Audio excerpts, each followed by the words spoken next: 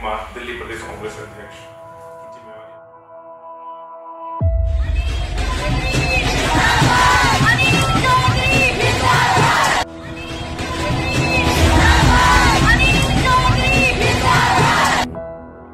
मैं अकेला ही चला था जानिब ए मंजिल, मगर लोग साथ आते गए और कारवां बनता गया।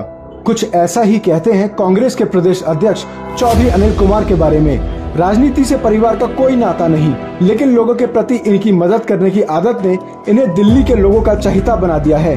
चौधरी अनिल कुमार कांग्रेस के उन दर्जनों नेताओं में से एक हैं जिन्हें पार्टी की दिग्गज नेता स्वर्गीय शीला दीक्षित ने भविष्य की राजनीतिक पौध के रूप में सींचा था, और शायद इसी वजह से चौधरी अनिल कुमार अपने करियर में सबसे कम उम्र के कांग्रेस के काउंसलर भी बने।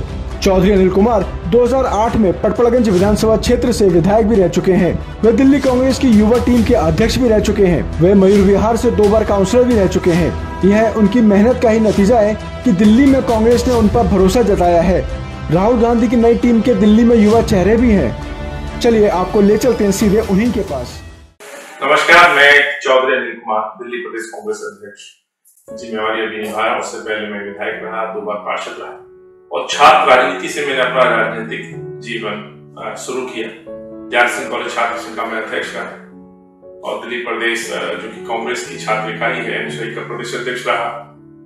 उसके बाद यूथ कांग्रेस, और शायद मैं एक सौभाग्यशाली व्यक्ति हूँ जिसने कांग्रेस के तीनों ही अग्रणी संगठनों में काम किया है, यूथ कांग्रेस, और आज दिल्ली प्रदेश कांग्रेस अध्यक्ष के रूप में कार्यरत। भारत जोड़ो यात्रा एक ऐतिहासिक यात्रा थी और जो इसकी सोच थी राहुल जी की पूरी तरह से सोच रही, क्योंकि इसकी भारत जोड़ो यात्रा को निकालने का जो मकसद था वो मकसद समझना बहुत जरूरी था। पिछले 2014 से लगातार जो भारत जो सरकार है, यानी कि ये जो भाजपा की सरकार है, जिस तरह से इस मुल्क में शासन कर रही है, एक तरह से तानाशाही स्वरूप उन्होंने अपना लिया। तानाशाही शासक के तौर पर मोदी जी और उनके मंत्रीगण आज सरकार चलाते हैं। आज विपक्ष को बोलने नहीं दिया जाता है और आपने देखा होगा कई बार ऐसे मौके आए, चाहे केंद्र की नीतियों का मसला रहा हो या किसानों से संबंधित मसला रहा हो। याद होगा जब किसान आंदोलन कर रहे थे, लगातार राहुल जी किसानों की आवाज बने हुए थे या विपक्ष की आवाज बने हुए थे। तो सच्चाई यही है, जब विपक्ष की आवाज को दबाया गया, जो हिंदुस्तान के मुल्क के जो विपक्ष के मुद्दे थे, और ये विपक्षी पार्टी की मैं बात नहीं कर रहा, ये मुद्दे आम जनमानस के थे, ये देशवासियों के थे, ये मिडिल क्लास के थे, युवाओं के थे, ये मुद्दे किसान के थे, जंगल और जमीन के थे, रोजगार के थे, देश की आर्थिक व्यवस्था के थे। लेकिन ये सरकार तमाम विपक्ष की बातों को अनसुना कर रहे थे। यही कारण रहा कि बार बार आंदोलन, चाहे सड़क पे रहे हो या पार्लियामेंट के अंदर रहे हो, उन आंदोलनों को दरकिनारा करके ये सरकार आगे बढ़ती है और उसका नतीजा रहा है कि ये देश धीरे धीरे पिछड़ता जा रहा है। देश के अंदर उन्माद मचा हुआ है, धार्मिक उन्माद, देश के अंदर युवाओं के रोजगार घट रहे हैं, देश के अंदर महंगाई आसमान को छू रही थी। जब यही बात राहुल जी बार बार बोल रहे थे, तो राहुल जी की बातों को, माफ कीजिएगा, कुछ मीडिया हाउस का सहारा लेकर के उन बातों को बजाय सुनने उनको दबाने की कोशिश की गई। यही कारण रहा कि राहुल जी इस संकल्प के साथ सड़क पे उतरे कि मैं देश की आवाज को, जब सरकार नहीं सुन रही है तो जनता की अदालत में लेकर के जाऊंगा। और राहुल जी ने कन्याकुमारी से भारत जोड़ो यात्रा का संकल्प लिया और कश्मीर जाने का निर्णय किया, और उस यात्रा का मैं सौभाग्यशाली हूं कि मैं हिस्सा बना, न केवल कन्याकुमारी में, बीच बीच में मैं कर्नाटका में भी गया, चूंकि प्रदेश अध्यक्ष था तो भारत यात्री के रूप में तो मैं शामिल नहीं हो पाया, लेकिन हाँ, बीच बीच में जाकर के मैं अपने नेता राहुल जी के साथ जगा कि लोग क्या चाहते थे, क्यों मिलना चाहते थे। तो उसकी 2 बातें, एक तो राहुल जी के प्रति उनका स्नेह और प्रेम, लोग उस नेता को मिलना चाहते थे जो आज सड़क पे चल रहा है, जो इस मुल्क के लोगों के लिए चल रहा है, और मुद्दे जो राहुल जी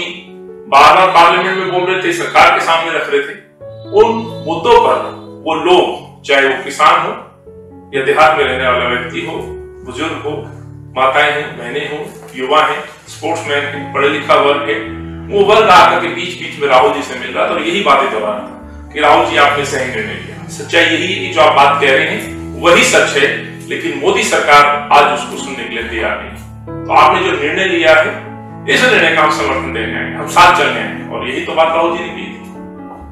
भारत जोड़ो, ये जोड़ने की कल्पना क्या थी, किसके खिलाफ? महंगाई के खिलाफ, भ्रष्टाचार के खिलाफ, धर्म के नाम पर मचा हुआ उन्माद, उसके खिलाफ। और जब ये मुद्दे लेकर के राहुल जी आगे बढ़े, तो जिस प्रदेश से राहुल जी आगे बढ़े, वहां के प्रदेश के लोगों ने बाएं फैला करके राहुल जी का स्वागत किया, अभिनंदन किया, अपना दर्द जाहिर किया, चर्चाएं की। और मैं एक चीज आपसे कहना चाहता हूं, इस यात्रा का जो मकसद था, राहुल जी का जो मकसद था, वो लोगों को सुनना था, यहां सुनाना नहीं था। इस यात्रा की सबसे बड़ी खूबसूरती राहुल जी जहां से निकले, दिन में आपने देखा होगा कई बार वो चौक चौराहे पे बैठकें करते थे, पब्लिक मीटिंग किया करते थे, कई बार लोगों से चौपाल लगा के बात किया करते थे। शायद इस मुल्क के अंदर कोई ऐसा वर्ग होगा जिनके रिप्रेजेंटेटिव से, जिनके प्रतिनिधियों से राहुल जी ना मिले और सुनते थे उनकी बातें। और मुझे याद है कई बड़े बड़े अर्थशास्त्रियों से भी मुलाकात की उन्होंने, बीच में खेल के क्षेत्र में जो नाम रोशन किए लोग, खिलाड़ी, उनसे बात की, अलग अलग विषयों पर जो एक्सपर्ट्स हैं उनसे चर्चा की। और राहुल जी अपने मिशन में आगे बढ़ते रहे। और इस मिशन के दौरान जो जो राहुल जी ने पाया, जो जो बात राहुल जी कहते थे, उन पे मुहर लगाने का काम उन्होंने किया। यही कारण जो आज एक बड़ा गंभीर विषय देश के अंदर चल रहा है, अडानी को लेकर, ये बात तो राहुल जी ने कही कि अडानी न केवल डूबेंगे इस देश के, उस मुल्क के लोगों के पैसों को लेकर डूबेंगे। आज जो राहुल जी ने बात कही भारत जोड़ो यात्रा के दौरान, वो सही साबित होती नजर आ रही है। तो इस यात्रा का जो उद्देश्य था, इस मुल्क की आवाज को जनता की अदालत में ले जाना, और जो बात राहुल जी कहते थे उस पर जन समर्थन पाना। तो आज मैं बड़े गर्व से कहता हूं कि राहुल जी जो पार्लियामेंट में खड़े होते थे, बातें किया करते थे, और जो सवाल सरकार से पूछा करते थे, वो सवाल जनता से जुड़े होते थे। लेकिन उन सवालों को केवल राहुल जी का बता देना, कांग्रेस का बता देना, उस समय उन सवालों को दरकिनारा कर देना, ये सही नहीं था। इसलिए राहुल जी ने साबित कर दिया कि सवाल राहुल गांधी के नहीं है, सवाल कांग्रेस के नहीं है, सवाल विपक्ष के हैं, सवाल ही जनता के हैं। और जनता के मुद्दों को लेकर के राहुल जी भारत जोड़ो यात्रा पर कश्मीर तक गए। और उसकी सबसे बड़ी खासियत ये रही, हर धर्म, जाति, समुदाय के लोगों ने राहुल जी का न केवल स्वागत किया, गले लगाया, गले लगे, आशीर्वाद दिया, राहुल जी को स्नेह दिया, ये मैं कह सकता हूँ। सर, आपके ऊपर इसमें बहुत बड़ी जिम्मेदारी है, दिल्ली के प्रमुख चेहरे हैं आप, 2024 को लेकर आपकी क्या तैयारी है? देखिए, इसमें कोई दो राय नहीं। मुझे लगभग 3 साल हो गए मैं दिल्ली कांग्रेस का अध्यक्ष हूँ। इस सौभाग्य मुझे मिला है कि इस देश की सबसे पुरानी पार्टी का मैं नेतृत्व कर रहा हूँ। और पिछले 3 साल से मैं बड़े गर्व से कहता हूँ, इस देश के अंदर, इसके अंदर जब भी कोरोना आया, तब से कांग्रेस के कार्यकर्ताओं से हम लोग मदद से लोगों की सेवा कर रहे हैं। चुनावी हार जीत परिणाम अलग हो सकते हैं, लेकिन हाँ, इस पार्टी की जो सोच है, जो विचारधारा है, जो उद्देश्य है, वो लोगों के लिए काम कर रहे हैं। हम उस पर काम कर रहे हैं। भारत जोड़ो यात्रा का भी उद्देश्य है इस मुल्क के लोगों के लिए काम कर रहे हैं। इस सरकार को हम जगा रहे थे, जो जन विरोधी नीतियां उसका हम विरोध कर रहे हैं, तो लगातार हम वो कर रहे हैं। अभी भारत जोड़ो यात्रा खत्म हुई, अभी आपने देखा कि हमारा हाथ से हाथ जोड़ो कार्यक्रम चल रहा है। हर बूथ पर, हर घर पर कांग्रेस का कार्यकर्ता संपर्क करेगा। 3 महीने का कार्यक्रम चल रहा है। माननीय अध्यक्ष श्री मल्लिकार्जुन खड़गे साहब रायपुर में कांग्रेस के अधिवेशन का आयोजन कर रहे हैं। इससे बहुत सारे मंथन होंगे। उन मंथन में जो निकलेगा उसके कांग्रेस पार्टी पूरे मुल्क में आगे बढ़ेगी। लेकिन आपने जो सवाल दिल्ली का किया है, तो दिल्ली के अंदर जो 2 सरकारें मिलजुल के काम कर रही हैं, जो ए और बी की भूमिका में यहाँ एक साथ होकर के काम कर रही है। मैं बीजेपी और आम आदमी पार्टी के बारे में कहना चाहता हूँ। पिछले 2013 दिल्ली सरकार और 2014 केंद्र सरकार के रूप में दिल्ली में जिस तरह से काम हुए, मैं कह सकता हूँ कांग्रेस के समय यूपीए 1 और यूपीए 2, मनमोहन जी की सरकार और शीला जी की सरकार में जो कार्य हुए थे, आज वो कार्य पूरी तरह से ध्वस्त होते नजर आ रहे हैं। आज दिल्ली की आबो हवा की हम बात करें, प्रदूषण की बात करें, रोड और ट्रांसपोर्ट की हम बात करें, दिल्ली के इंफ्रास्ट्रक्चर की हम बात करें, दिल्ली की ग्रीन कवर एरिया की हम बात करें, आपने देखा धीरे धीरे पिछले 7-8 सालों में दिल्ली पूरी तरह से बर्बाद और तबाह हो गई। केवल सरकार की वाहवाही के लिए आज मीडिया का सहारा लिया जाता है, प्रचार प्रसार का सहारा लिया जाता है। सच्चाई यही कि दिल्ली अंदर से खोखली हो चुकी है। दिल्ली में आज कोई आने के लिए तैयार नहीं। दिल्ली के अंदर सांस नहीं ले सकते, स्वच्छ वातावरण में हम सांस नहीं ले सकते। बच्चे आज बीमारियों से ग्रसित हैं। ये शहर की कल्पना तो कम से कम कांग्रेस ने कभी नहीं की थी। कांग्रेस ने जिस शहर को पहचान दी, जिस शहर को आगे बढ़ाया, आज उस शहर को धीरे धीरे बर्बादी की तरफ आम आदमी पार्टी और भाजपा लेके जा रहे हैं।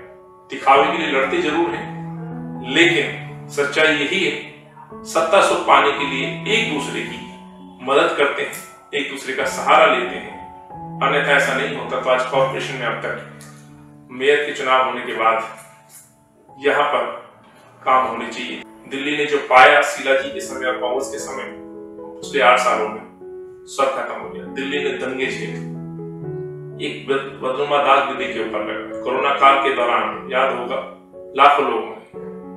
ये क्या दर्शाता है? ये दर्शाता है कि दिल्ली की जो स्वास्थ्य मॉडल की चर्चा अभी करते हैं वो स्वास्थ्य मॉडल अंदर से खोखला है। दिल्ली का जो आपसी भाईचारा, सद्भाव, जो गंगा जमनी तहजीब हुआ करती थी पिछले 7-8 सालों में नफरत में बदल गई। CNRC के दौरान जिस तरह से माहौल शहर में बना, आए दिन अभी भी कभी हम JNU देखते हैं, कभी हम जामिया देखते हैं, छोटी छोटी बातों में तनाव देखते हैं। जहांगीरपुरी में हमने देखा, ये कभी आपने कल्पना की कि 15 साल में शीला जी के समय में कभी ऐसा कहीं हो पाया? नहीं हो पाया। ये तो शहर की खूबसूरती थी। ये शहर पूरे देशवासियों का है, पूरे देश से लोग यहाँ आते हैं। यहाँ कश्मीर से कन्याकुमारी तक के लोगों के आसियान इस शहर में। पर अफसोस आज कहीं ना कहीं शहर के विकास की तो बात छोड़ दीजिए, शहर के अंदर आज कहीं ना कहीं जो आपसी सद्भाव, मोहब्बत, भाईचारा जो प्यार था वो भी कहीं ना कहीं बाधित नजर आती है। सर, आपके परिवार की बात करें, क्या बचपन से ही आपका पारिवारिक माहौल राजनीति से जुड़ा हुआ था या बिल्कुल डिफरेंट था? नहीं, मेरा राजनीति से मेरे खानदान का, परिवार का कोई सरोकार नहीं था। हाँ, लेकिन मेरे ग्रैंडफादर जो थे वो जरूर स्वतंत्रता आंदोलन में सहयोगी रहे और एक आम किसान परिवार से मैं हूँ। मेरे फादर सर्विस में थे, 5 भाई, जॉइंट फैमिली थे और दिल्ली का एक छोटा सा गांव है नोएडा बॉर्डर पे दल्लुपुरा गांव में एक साधारण परिवार में जन्म लेने वाला व्यक्ति हूँ और लालन पालन भी वैसे ही हुआ है। गवर्नमेंट स्कूल से एजुकेशन ली, दयाल सिंह कॉलेज में पहुंचा, ग्रेजुएशन हुई, वहां पर एक माहौल लगा। जब मैं कॉलेज प्रेसिडेंट था तो वहां बच्चों के छोटे छोटे इशू दिखते थे तो वहां उनकी मदद करने के बाद एक सब जो शुक्रिया, धन्यवाद या थैंक्स जो मिलता था उससे अपने आप को एक अच्छा फील होता था। वही कारण था कि किसी की मदद करने के बाद एक सब धन्यवाद के रूप में आपको मिलता है तो उसका आनंद अलग ही होता है। तो वो एक रास्ता बना, जरिया बना और मैं इसकी तरफ प्रभावित हुआ और आज कह सकता हूँ कि मैं अपने परिवार से पहला व्यक्ति जो राजनीति में। NSUI से कैसे जुड़ा हुआ? ये बड़ा इंटरेस्टिंग है। जब मैं स्कूल में था तो उस समय मेरे ऊपर एक जिम्मेवारी भी थी। उस समय ही कह सकते हैं शायद ऊपर वाले का ही फैसला था। हालांकि मेरी अपनी जो रुचि थी वो स्पोर्ट्स में थी।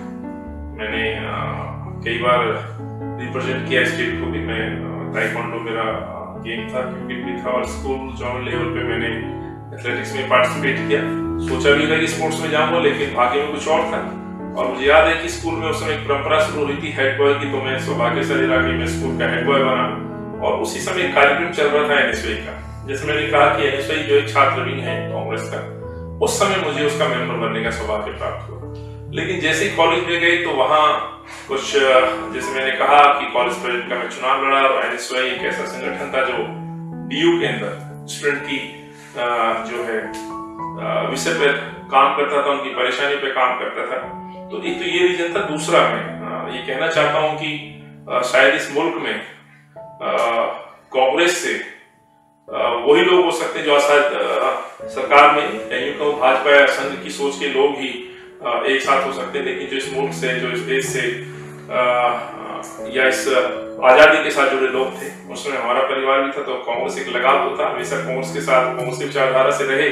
लेकिन जब कॉलेज में आए तो वहां माहौल मिला और छात्र राजनीति में छात्रों के इशू पर, क्योंकि स्पोर्ट्स के अंदर मैं रहा तो स्पोर्ट्स में जब देखा करते थे स्पोर्ट्स से कई मुद्दे थे तो उन बच्चों के इशू पर हम कई बार अपने कॉलेज प्रिंसिपल के पास भी जाते थे आवाज उठाने के लिए। जो हमारी मांग थी, जो हक था, वो भी हम डिमांड रखते थे। तो शुरुआत तो बेसिकली हुई स्पोर्ट्स डिपार्टमेंट से और जब शुरुआत हुई कि भाई वहां हम अपने विषय पे बात कर रहे हैं, अपना हक मांग रहे हैं, तो बात निकलते निकलते कॉलेज और उसके बाद DU और उसके बाद मुझे NSUI में मौका मिला और मैं NSUI का अध्यक्ष बना। तो वहां से मेरी ये राजनीतिक जर्नी शुरू।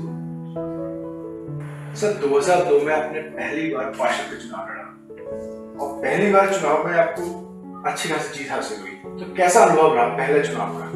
नहीं, बिल्कुल, जैसे मैंने कहा कि मेरे परिवार में मैं पहला व्यक्ति हूँ जो राजनीति से जुड़ा और उस व्यक्ति को 2002 में मौका मिला। उस समय मैं NSUI का अध्यक्ष था और इस कांग्रेस की बड़ी खूबसूरती है संगठन की कि अपने कुछ यंगस्टर्स को ये साथ के साथ डेवलप करते हैं और मौका देते हैं, अवसर देते हैं। तो मुझे ये अवसर मिला और उसमें मैं NSUI का अध्यक्ष था। मेरे साथ कई और साथियों को भी मौका मिला, वो भी चुनाव जीते थे। लेकिन हाँ, मैं जिस क्षेत्र से जीता वो मेरी स्कूलिंग वहीं थी, मेरा बचपन वहीं बीता। तो मैं पहला चुनाव लड़ रहा था और उस समय मेरी एज मात्र 22-23 साल थी। तो लोगों के अंदर भी उत्साह था कि यंग बच्चा चुनाव लड़ रहा है, यंग साथी है, उसको देखें, उसको समर्थन दें। तो मुझे मेरे जीवन का, मैं कह सकता हूँ, सबसे बेहतरीन चुनाव था। मुझे तो क्रेज था ही लोगों के पास जाना, वोट मांगने की। मैंने लोगों में भी उत्साह देखा कि लोग मिलना चाहते थे, उनका आशीर्वाद मुझे मिला। लोगों ने ये कह के कि यार यंग है, काम करेगा, ये शब्द मुझे बार बार सुनने के लिए। यार युवा है, इसको मौका दो, यंग है, इसको मौका दो, ये काम करेगा। तो जहां भी मैं जाता था, खासतौर से मैं एक आपको किस्सा सुनाता हूँ। मेरा फेस टू पॉकेट बी, ये डीडीए कॉलोनी कैंपेन के दौरान मैं गुजर रहा था। बादल पब्लिक स्कूल की बाउंड्री के बाजू से हम लोग डोर टू डोर कैंपेन करते हुए, तो ऊपर से आवाज आई कि भाई अनिल कौन है। तो एक बुजुर्ग सी महिला अपनी बैल्कनी में खड़ी थी। तो जब उसने आवाज दी तो मैंने पलट के देखा, तो उसने ऊपर से आशीर्वाद दिया। उसकी जुबान से भी यही जो शब्द थे कि यंग हो, काम करना। तो उस दिन वो कहना कि यंग हो, काम करना, तो जैसे कि वो जीत पर मोहर लगा दी हो, और वो शब्द मैं भूलता नहीं। तो जब मैं चुनाव जीता तो उसके बाद स्वाभाविक है, यही सबसे बड़ा चैलेंज था। लोगों की उम्मीदें थी कि काम करना है, और मैं जीतने के उपरांत मैंने जो मैं कर सकता था मैंने काम किया। और यही कारण 2007 में फिर लोगों ने मुझे रिकॉर्ड वोट से जिताया। परिवार का कैसे रिएक्शन था? कभी परिवार ने रोका आपको पॉलिटिक्स में आने के लिए, या फिर उन्होंने सपोर्ट किया, नहीं आपको जाना चाहिए? नहीं, मेरे पेरेंट्स ने हमेशा, मेरे फादर की जो है तो देहांत हुआ 97 में। जैसे मैंने कहा, जॉइंट फैमिली है, 5 भाई, सब छोटा हूँ, तो ये मुझे एक एडवांटेज कह लीजिए। तो भाइयों ने हमेशा मुझे प्यार दिया, बड़े भाइयों ने पिता का प्यार दिया, आशीर्वाद दिया। और मुझे हर फील्ड में, चाहे मैं स्पोर्ट्स में था तब भी उत्साह बढ़ाया, खास और उसके जब राजनीति में आया तो उस समय मेरे साथ खड़े और उनका भरोसा मुझ पे था। तो मैंने उनके भरोसे को कभी ये कह लीजिए कि मिसयूज नहीं किया। और मैं कह सकता हूँ कि ऐसे भाई हर परिवार में हो, और किसी को ऐसे भाई मिले, उनका त्याग भी था, बलिदान भी था, योगदान भी था। तो मैं बहुत सौभाग्यशाली रहा हूँ, लकी रहा हूँ जो मेरी परवरिश हुई है इस परिवार में, वहाँ ये प्यार मोहब्बत हो। उसी कारण है कि आज तक मुझे उनका सपोर्ट मिल रहा है। घर की जिम्मेवारी से मैं फ्री हूँ। स्वाभाविक है, ज्वाइंट फैमिली है तो सामाजिक कार्य भी होते हैं, तो कम से कम वो जिम्मेवारी मेरे पास नहीं है, वो जिम्मेवारी भाई निभाते हैं। राजनीतिक जिम्मेवारी में मैं हूँ, वो मेरा दायित्व है, तो उसको मैं निभाता हूँ। सर 2007 में चलते हैं एक बार। 2007 में जब कोर्ट के ऑर्डर के बाद शीला जी की सरकार थी, आप उस समय एमएलए थे, सीलिंग का दौर शुरू हुआ। लोगों में भारी रोष था कांग्रेस के खिलाफ कि कांग्रेस ने हमारे व्यापार खत्म कर दिए। लेकिन उस रोष के बाद भी जब आप 2008 में चुनाव लड़े और आप रिकॉर्ड मतों से जीते, तो ये कैसे संभव किया? मतलब ऐसा कौन सा जादू किया आपने लोगों पे कि लोगों का प्यार आपके लिए उतना ही बना रहा? नहीं, जादू नहीं, मैं कहता हूँ कि देखिए, आप जब पब्लिक के बीच में रहते हैं, काम करते हैं, उनके विषय पे आप संज्ञान लेते हैं, एफर्ट्स करते हैं, और वो फिर उसके परिणाम निकलते हैं और लोग संतुष्ट होते हैं, तो फिर वो कुछ चीजों को दरकिनारा करके आपको आशीर्वाद देते हैं। वही मेरे साथ हुआ। जैसे मैंने कहा कि मैं जब पहला चुनाव लड़ रहा था तो लोगों को एक ही उम्मीद थी कि यंग है, इसको लड़ाते हैं, ये काम करेगा, काम करेगा। तो मीन्स उनका विश्वास। और यही कारण है कि जब मैं जीत के आया तो मैं सिर्फ, मेरा एक ही टारगेट होता है कि मुझे उनकी उम्मीदों पे खरा उतरना है और काम करना है। इसलिए मैं निरंतर अपने एरिया में विजिट किया करता था, मुलाकातें किया करता था, जो इनवाइट मिला उस पर जाया करता था। और उसका नतीजा ये रहा जो आपने कहा। 2007 में उस समय मैं जोनल चेयरमैन भी था एमसीडी के अंदर। मुझे मालूम है कि सीलिंग के बहुत सख्त ऑर्डर थे और सीलिंग पूरे दिल्ली में चल रही थी। तो विधानसभा से पहले एमसीडी चुनाव भी था, और इसलिए मैंने कहा कि बेशक दिल्ली के अंदर सीलिंग रही, लेकिन महिला के लोगों ने मुझे रिकॉर्ड वोट से जिताया 2007 में, जबकि वोट बड़े हो गए थे। उस समय भी हाईएस्ट वोटों से मैं जीता, चाहे भाजपा बेशक से सरकार बना करके आई हो। हाँ, ये भी सच है कि उस समय एमसीडी में हम लोग हारे, और शायद तब से अब तक हम कॉर्पोरेशन में वापस नहीं आ पाए। लेकिन विधानसभा में फिर वापसी हुई, और दिल्ली के अंदर बेशक सीलिंग हुई हो, लेकिन जनता तक हम ये मैसेज दे पाए कि ये सरकार की कमी की वजह से नहीं है, ये सरकारी आदेश की वजह से है। और यही कारण है कि जब आप बात लोगों तक पहुंचा देते हैं तो लोग भरोसा करते हैं। और बड़ी ईमानदारी के साथ उस समय कांग्रेस पार्टी काम कर रही थी। और मुझे याद आ जाता है, उस समय याद होगा कि 2008 के अंदर ताज मुंबई पे भी अटैक हुआ था। उस समय राहुल जी मेरे यहाँ रोड शो कर रहे थे और वही दिन था 26/11 मुंबई ताज पर अटैक हुआ। उस दिन था जिस दिन दिल्ली के अंदर लास्ट डे था कैंपेनिंग का। मुझे याद है कि राहुल जी पटपड़गंज में जो है कैंपेनिंग के लिए रोड शो के लिए आए थे। उस समय कांग्रेस अध्यक्ष था। और इस बात का मतलब उदाहरण मैं दे रहा हूं आपके सामने।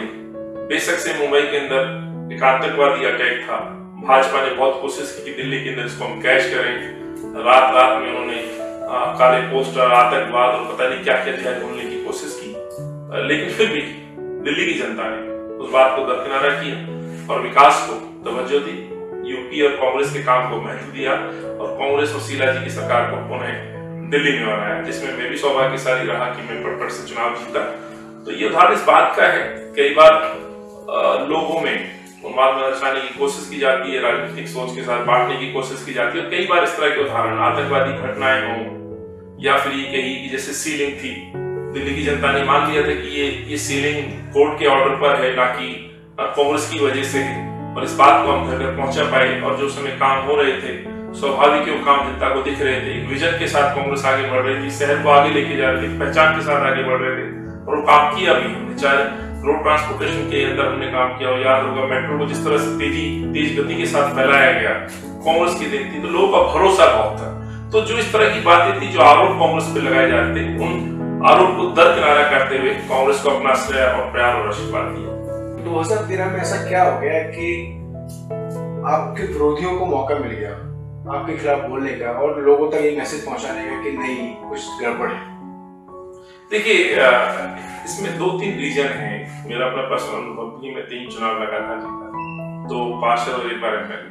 तो वैसे मैं कहना चाहता हूँ, एक तो सबसे बड़ी बात कि दिल्ली के अंदर 3 बार से शीला जी की सरकार थी, लोगों ने शीला जी पे भरोसा किया, लगातार चुनाव जीता है। लेकिन 2013 आते आते देश के अंदर रीजन कई थे, लेकिन एक ऐसी घटना हो जिस घटना को सीधे तौर पर शीला जी पर थोप दिया गया। वो याद होगा निर्भया का उस समय विषय बना था, निर्भया कांड के नाम से जो घटना जानी जाती है। उस निर्भया कांड ने जिस तरह से झंझोर के रखते इस देश को, इस देश की जो इमेज विश्व में बनाई गई, और माफ करिएगा ये कटु सत्य है, उस घटना के लिए ना तो शीला जी दोषी थी ना कांग्रेस पार्टी दोषी थी। लेकिन जिस तरह से दोष मढ़ा गया, जैसे मैंने कहा कि कई बार झूठ जो इतना हावी हो जाता है कि सच दब जाता है।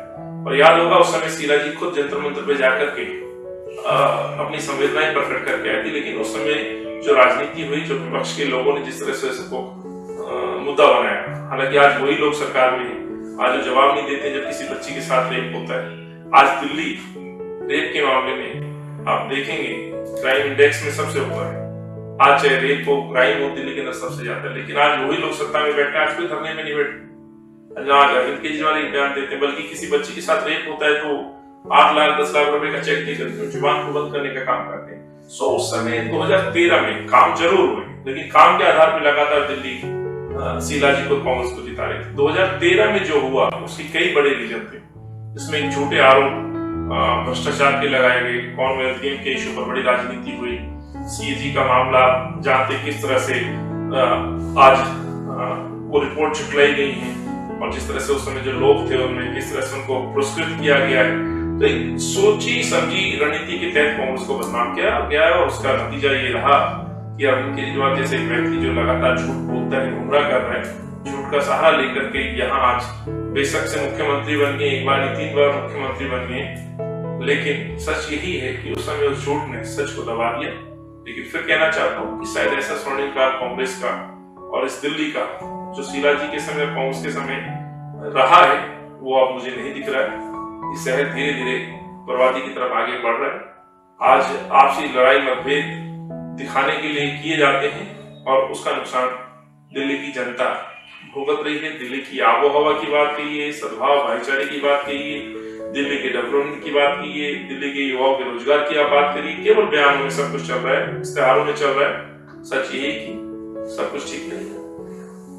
सर, अक्सर देखा गया है कि ज्यादातर नेता जो है टीवी पर आने के लिए कोशिश करते हैं ज्यादा से ज्यादा दिखे टीवी पर, लेकिन आपकी छवि ने इससे बिल्कुल अलग है। मतलब आपको हमेशा जनता के बीच में देखा गया है, तो क्या रीजन है कि आप अवॉइड करते हैं टीवी पर आना? नहीं, मैं अवॉइड वाली बात नहीं है, लेकिन जैसे आपने कहा कि जनता के बीच में रहता हूँ। जैसे मैंने कहा कि मेरा बैकग्राउंड एक किसान परिवार से है और मेरा बिलीव भी है कि जनता के बीच में रही। इसलिए मैंने कहा 2007 का उदाहरण की कांग्रेस बेशक से चुनाव हारी, लेकिन दिल्ली के अंदर बड़गढ़ से कांग्रेस के लोगों ने जिताया, मुझे आशीर्वाद दिया। कोई विषय होता है तो ऐसा नहीं कि मैं भी जाता हूँ, मैं भी बात करता हूँ, लेकिन हाँ मुझे अच्छा लगता है सड़क पे रहना, लोगों के बीच में काम करना। इसलिए आपने देखा जब संक्रमण था, जब कोविड फैल रहा था, हम लगातार सड़क पे थे और मेरी तो नियुक्ति भी उसी समय हुई थी। मुझे आज भी याद है 18 मार्च को मैंने दिल्ली प्रदेश कांग्रेस कार्यालय में अपनी जिम्मेवारी संभाली थी और 22 मार्च को लॉकडाउन लग गया था। तो मेरे सामने एक चैलेंज था, चुनौती थी, कैसे मैं लोगों की मदद करूं, काम करूं। या फिर मेरे पास ये था कि मैं भी कोविड का सहारा और बहाना लेकर के मैं भी अपनी जिम्मेवारी से पल्ला झाड़ के अपने घर बैठ सकता था, लेकिन नहीं, मैंने निर्णय लिया कि मैं लोगों के बीच में जाऊंगा। उनकी परेशानियों को सरकार के सामने हम रखेंगे, उनकी आवाज उठाएंगे, उनका हक मांगेंगे और खुद भी जो मदद कर सकते हैं वो मदद करेंगे। और यही कारण है कि मैं 22 मार्च से लेकर के आज तक लोगों के बीच में रहता हूँ। कांग्रेस के कार्यकर्ताओं के साथ हमने न केवल कांग्रेस की रसोई लगाई, हमने यहाँ मदद का हाथ बढ़ाया और बीच में राहुल जी ने भी उन लोगों की आवाज को उठाया, खुद सड़क पे उतरे, तो ये हमें और प्रोत्साहित करता था। तो ये जो कांग्रेस का जो कल्चर है, जो कांग्रेस का जो इतिहास है, खासतौर से मैं कहना चाहता हूँ उसी तरह का रहा है। मैं शायद इसी को आनंद लेता हूँ, बजाय मैं घर बैठूं। कोशिश करता हूँ निकलें, लोगों से मिलें, जो उनकी परेशानियां हैं उनको उठाएं और वो मैं करता हूँ। तो ऐसे कोई आपके पॉलिटिकल करियर, कोई ऐसा इंसिडेंट जो आपको हमेशा याद रहता है, जिसे आप कभी नहीं भूल पाते, जिसे लोगों को ज्यादा पता ना हो? देखिए, राजनीतिक घटनाएं स्वाभाविक हैं।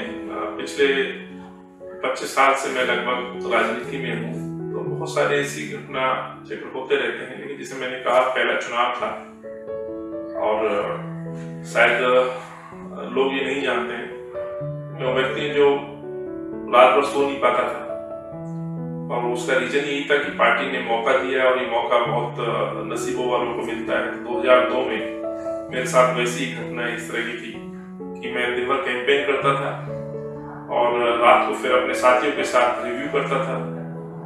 लगभग 2, ढाई, 3 बज जाया करते थे और मैं सुबह फिर 5 बजे, 5:30 बजे उठ के फिर निकल जाया करता था। तो एक जुनून था और वो जो खट्टा मीठा एक्सपीरियंस रहा मैंने आपको बताया।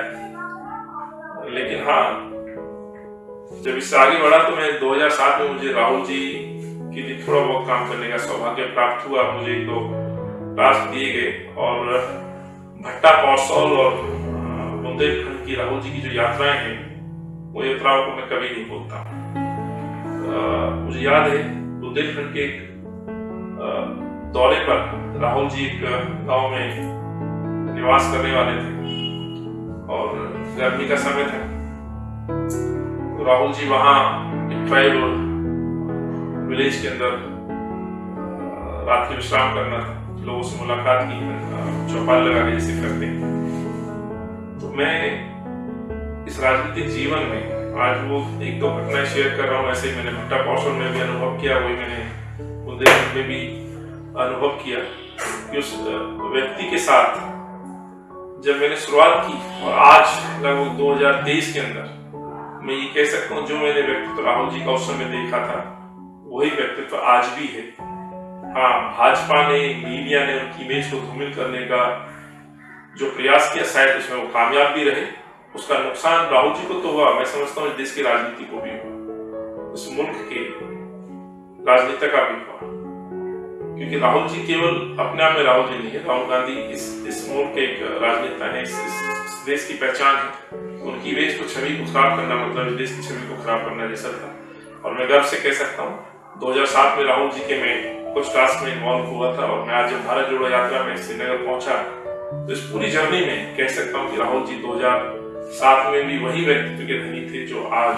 उनमें मैंने कोई भेदभाव नहीं देखा, ना विचारों में मतभेद देखा या विरोधाभास देखा, तो एक सच्चा व्यक्ति देखा है। तो बाकी तो क्षेत्र की बहुत सारी घटनाएं हैं, लेकिन ये घटना मैंने इसलिए शेयर की कि 2007 में बुंदेलखंड का दौरा, फिर मैंने भट्टा कौशल यात्रा 4 दिन की राहुल जी के साथ, उसमें जो मैं कर सकता मैंने की, उस समय कांग्रेस अध्यक्ष था। और ये ऐतिहासिक यात्रा जो भारत जोड़ो यात्रा जो कन्याकुमारी से कश्मीर आई, इसी तरह का व्यवहार स्वभाव राहुल जी का उस समय मैं देखता था, आज वही। तो कोई इस तरह का बदलाव उनके अपने व्यवहार में नहीं। उस व्यवहार को जिस तरह से उनके बारे में इमेज और छवि बनाई गई, पूरी तरह से आज वो झूठी साबित होती नजर आती है। आपके पास इतनी बड़ी जिम्मेदारी है, समय का अभाव बहुत अभाव है आपके पास। परिवार कभी शिकायत करता है आपसे कि हमें समय नहीं देते? नहीं, बिल्कुल स्वाभाविक है। बच्चों का समय भी कई बार हमें राजनीति में देना पड़ जाता है। और मेरे भी 2 बेटे, दोनों स्कूल में, एक का बोर्ड एग्जाम है, तो कई बार एहसास होता है उनके साथ टाइम बिताऊं। लेकिन कई बार इस तरह की जिम्मेवारी के पद पर है तो कोई टास्क आ गया, कोई कार्यक्रम आ गया, कोई घटना हो गई तो उनको छोड़ के जाना पड़ता है। कई बार उनका जो टाइम है वो दूसरे राजनीतिक कार्यक्रम कहिए, धार्मिक कार्यक्रम कहिए, या कुछ ऐसे जो राजनीति में जिम्मेवारी उनको निभाने के लिए वहां पर उस समय व्यतीत हो जाता है। लेकिन कोई बड़ा विशेष नहीं है कि उनको मालूम है कि मेरी वाइफ को पता है कि भाई राजनीति में स्वाभाविक है, क्योंकि उसका भी बैकग्राउंड राजनीति से रहा है, तो जानती है इस तरह का परेशानियां होती हैं। लेकिन उन परेशानी को मिल के उठा लेते हैं। वो बच्चों को समय देती है। और इसमें मैंने कहा जॉइंट फैमिली है तो इतनी बड़ी दिक्कतें नहीं है। यहाँ पर खुद को कई बार लगता है कि मैंने शायद जो बच्चों का क्वालिटी टाइम है वो मैं राजनीति में दे रहा हूँ। अदरवाइज तो मुझे कोई ऐसी परेशानी इसलिए नहीं है कि हम जॉइंट परिवार में हैं, घर की जिम्मेवारी निभाने के लिए बड़े भाई हैं। और टचवुड परिवार में जब 5 भाई एक साथ रहते हैं तो और अगली पीढ़ी के बच्चे भी अब बड़े हो रहे हैं तो कुछ जिम्मेवारियां उन पर डाल दी जाती हैं। सर, आप इस समय एक सक्सेसफुल आदमी है, इसके पीछे का श्रेय किसको देना चाहेंगे? मतलब बहुत नॉर्मल क्वेश्चन है, लेकिन किसी न किसी व्यक्ति के पीछे कोई ना कोई इंसान होता है जिससे आप प्रेरित होकर आप जीवन में आगे बढ़ते हैं। ऐसा कौन व्यक्ति है आपके जीवन में? देखिए, आप सक्सेसफुल कह रहे हैं, मैं कहता हूं कि मैं अपने राजनीतिक जीवन से संतुष्ट हूं। सक्सेसफुल होने की मुझे डेफिनेशन, परिभाषा नहीं पता, लेकिन हाँ मैं ये कह सकता हूँ जब मैं इस फील्ड में आया और तब से अब तक लगभग, जैसे मैंने कहा 95 में मेंबर बना, लेकिन 96 जब मैं फर्स्ट ईयर में, तब से मैं सक्रिय राजनीति में धीरे धीरे इन्वॉल्व होता गया। और आज 2023 है तो लगभग 25-26 साल की राजनीतिक जर्नी में, सफर में मैं कह सकता हूँ जो मैंने किया या जो पाया उससे मुझे काफी हद तक खुद से संतुष्टि है।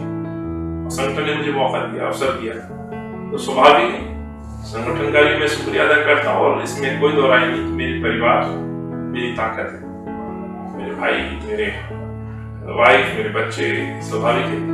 और मेरा गांव जो मुझे अपनी पहचान के रूप में देखता है, हमेशा उनका आशीर्वाद उसने मिला है। सो मेरे इस सफर का जब आप जिक्र करते तो किसी एक को समर्पित करना ये बड़ा मुश्किल है। लेकिन हाँ, मेरी माँ मेरे पास नहीं, लेकिन मैं अपनी माँ के बहुत नजदीक हूँ। और माँ, सभी की माएं अपने बच्चों को बड़ा एक्स्ट्रा प्यार और सपोर्ट देती हैं, तो ये कहना बड़ा मुश्किल है। लेकिन हाँ, मैं कह सकता हूँ मेरे परिवार का बहुत बड़ा रोल है। मेरे परिवार में मेरी माँ भी है, मेरे भाई भी है, मेरी पत्नी भी है, तो इनका बहुत बड़ा रोल है। लेकिन शुक्रिया कांग्रेस पार्टी का जिन्होंने मुझे भरोसा किया और एक के बाद जिम्मेवारी दी। घूमना पसंद है आपको? ऑब्वियस बात है, पर पर्सनल उस पे कभी कौन सी जगह पसंद है आपको? देखिए, मैं सच कहूं, राजनीति ने मुझे इतना घुमा दिया है कि मैं देश के अधिकतर प्रदेशों में किसी न किसी पॉलिटिकल टास्क पे जा चुका हूं। लेकिन मुझे बाई रोड ट्रेवल करना बहुत पसंद है बजाय ट्रेन। और इसलिए मैं जैसलमेर भी मैं जिम्मेवारी ली तो दिल्ली से मैं बाई रोड जैसलमेर तक पहुंचा। मैं पीछे उड़ीसा इंचार्ज था तो मैं उड़ीसा भी मैं ट्रेवल किया है, तो मेरे दोनों काम एक साथ हो जाते हैं। मैं घूम भी लेता हूँ और जो राजनीतिक जिम्मेवारी उसको भी निभाता हूँ। तो मैंने साउथ उड़ीसा बहुत नजदीक से देखा, लगभग 1-1.5 साल मैंने काम किया और बाई रोड मैंने ट्रैवल किया है। एक रात एक जिले में तो दूसरा रात दूसरे जिले में। तो घूमना स्वाभाविक है, सबको पसंद है, मुझे पसंद है, पर मेरी राजनीतिक जो जिम्मेवारियां हैं उसको निभाते हुए मेरा घूमना हो जाता है। पर विशेष तौर पर कहीं टूर बना के जाना मुझे अभी पसंद नहीं है, क्योंकि मैं ऑलरेडी राजनीतिक जिम्मेवारियों में कहीं ना कहीं जाता रहता हूँ, तो वहाँ के माहौल को देखता हूँ। जैसे अभी हम भारत जोड़ो यात्रा पे कन्याकुमारी से शुरू हुए और कश्मीर पहुंच गए, तो मैं कर्नाटका में भी जुड़ा, तो वहाँ अपने नेता के साथ चला, साथ में लोगों से मिला और शहर को भी देखा। मैं कन्याकुमारी में भी था, केरला में भी था, फिर श्रीनगर पहुंचे। तो तो दोनों चीज साथ हो जाती, पर शायद कोई ऐसा हो कि घूमना पसंद नहीं है, तो मेरा घूमना और राजनीतिक सफर दोनों साथ चलता है। खाने में क्या पसंद है आपको? कुछ भी साधारण खाना, घर का बना हुआ खाना, ये मुझे बहुत पसंद है। मैं कभी भी बचपन से, शायद आप भरोसा ना करें, कई बार साथियों के लिए स्पेशल, कई बार बाहर जाके खाना के लिए बोला करते थे, ऑफर करते थे, मैं नहीं जाएगा, बस खाने के लिए बाहर जाना है, खाना तो घर में बना है। मेरा ही नहीं चल रहा है। मैं स्पोर्ट्स में था तो कई बार ग्रुप में या बाहर खाना खा गया, या बाहर भी खाना खाया, घर में अच्छा खाना बना नहीं आता तो घर पे खाना खा, मुझे घर का खाना पसंद है। मैं चाय चटनी के साथ भी, जिसे बटर मिल्क बोलते हैं, वो भी, उसके साथ भी चपाती खाता रहा हूँ बचपन से। और घर में कुछ भी अच्छा खाना बना होता है तो मैं खाता हूँ, वेजिटेरियन खाता हूँ, ये वेज बना होगा तो कुछ मुझे पसंद है। मीठा पसंद है? स्वाभाविक है, बट गुड़ जो है गांव की बड़ी स्वीट डिश है। बाकी तो जैसे मैंने कहा, कोई फेवरेट ऐसी चीज नहीं, मुझे वही जाके खा के आना है। सीजन के हिसाब से सर्दियों में गाजर का हलवा भी बड़ा स्वादिष्ट लगता है, गुलाब जामुन, और गुड़ मेरा हमेशा फेवरेट रहा है। एक सवाल, आपको हमेशा फिट देखा गया, इसके पीछे का राज क्या है? स्पोर्ट्स। क्या मैं खेलता रहा हूँ, मैं 2008 तक आपको बता दूं, मैं क्रिकेट खेलता रहा लगातार।